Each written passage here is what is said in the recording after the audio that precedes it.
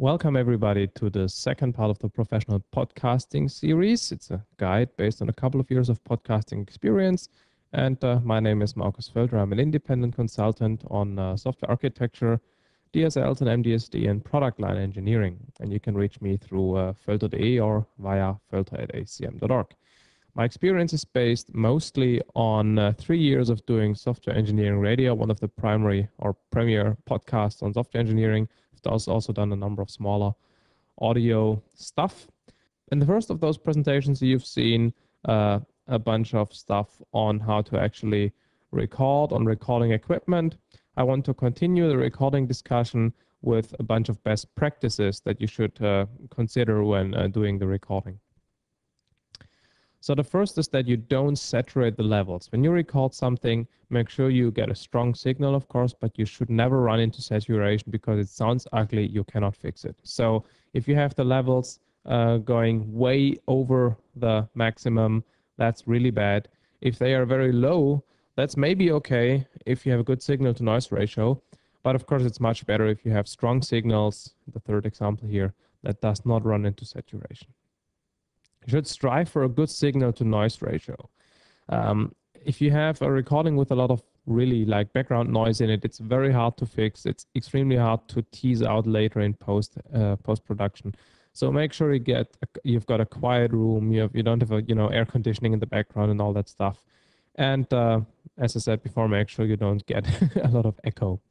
Also, you should use good cables. I've had the cables be the source of a significant amount of white noise. I've exchanged the cables and now I've got crisp sound without any background noise. And then if you do the recording and you have an equalizer in the recording path, add some low and mid-low and remove some of the high frequencies. The reason is that people will most likely listen to your podcast with an iPod or something, and those devices have very bad headphones. They don't show bass and low frequencies very good. So, and the high hiss kind of thing is annoying when listening to it. Make sure you add some low and remove some high frequencies. Okay, now let's look at sound editing. That's obviously the first part of post-production. You want to clean up the sound so that things sound well. So the first thing you need to do is normalizing. If you have a signal that is relatively low as the one shown on this slide here, then you want to make sure it is normalized to a higher level.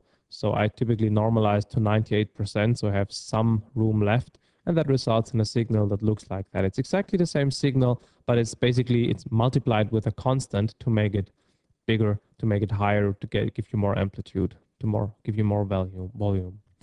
The next step is typically in denoising. If you have white noise in the background, you should remove it. The way you do this is that you select more or less a quiet part that only has the noise, and then you remove it. You can see this white area here. After using the denoise functionality of a tool, it's much lower. Here, a good tool pays off. Audition has much better denoising facilities than, for example, Audacity. You should make sure that you don't denoise too much. A little white noise sounds natural. If you over denoise, especially if you have bad algorithm or if you've had a lot of noise on it originally, it sounds like, people are talking in a bucket, or it has this metallic sound to it. Very unnatural, better leave some noise in it. As I said, better software makes a big difference.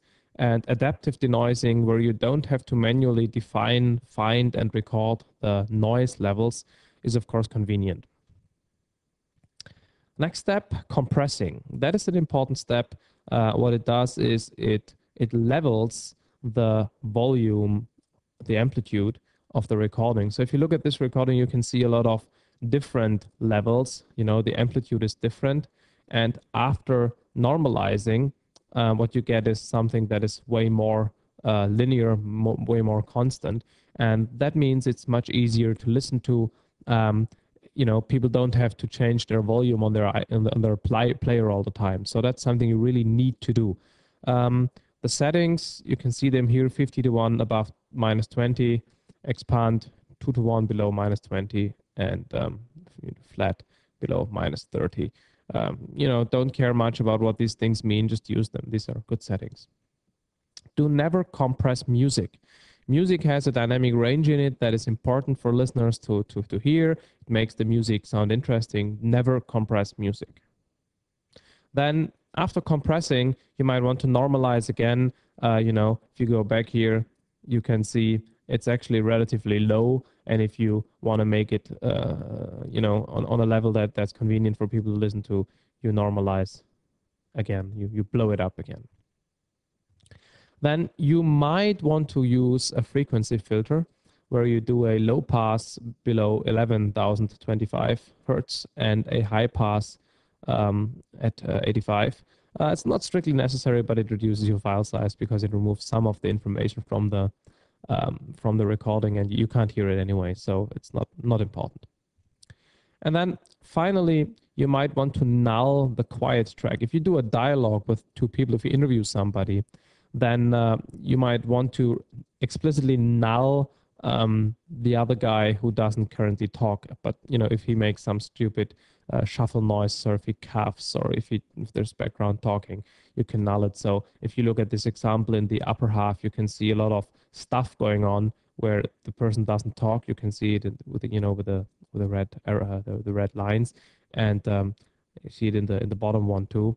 And if you null that, you explicitly set that to 0 to quiet. It's a lot of work, of course, because you have to manually go through your thing and do it, but it does improve the listening the quality. Of course, you have to make sure that you don't make things too quiet, especially if you didn't completely cancel all the noise and you have some white noise in the background. If you then null things out, then of course the places where you null things are absolutely quiet, and that sounds different than only a little white noise. So you need to keep that in mind.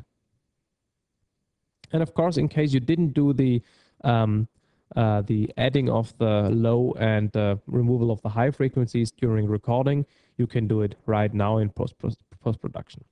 Now, when you exchange data, then of course, between different parties in your production, or if you do a temporary save, you need to use a lossless format, WAV files, FLAC files, AIFF files, and only when you finally produce the podcast, you should store things as MP3. Let's take a very brief view at content editing. Content editing is when you edit content, okay? Don't cut out all the breaks. If you cut out breathing breaks and stuff, that makes things sound very artificial. Don't make it too dense. Also, if you cut out sentences or parts of sentences, make sure that the intonation of the resulting sentence still works. For example, if you want to cut out a relative clause, that typically doesn't work since the original sentence before the relative clause ends on a high pitch because of the imaginary comma. If you remove the relative sentence, the remaining part would need to end on a low pitch, because now the comma becomes a dot. And of course, you can't easily change pitch. So be careful when you edit these kinds of things. Finally, if you do cut, you should either do it on a zero crossing or on S sounds, because S or sh sounds always sound exactly the same for a given person. Vowels sound differently depending on where they are used, and K and T's are too short to actually do some sensible cutting. Okay, thanks for watching and listening. There will be a third part. It's about some additional stuff, legal stuff, and music. Thanks for listening.